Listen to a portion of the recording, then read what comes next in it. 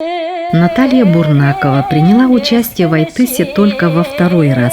В прошлом году ее практически вытолкали на сцену. Не хватило пары одной из участниц в поединке Айтыс или в основной номинации этого конкурса.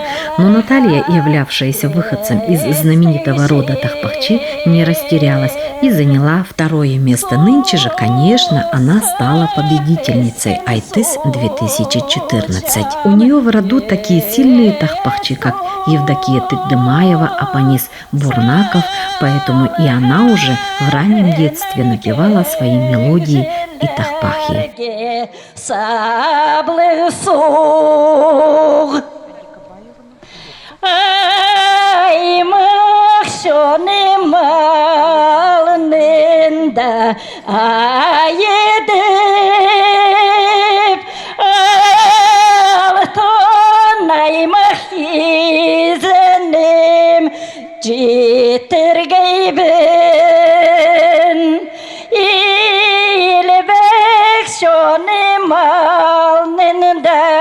Şören kibredip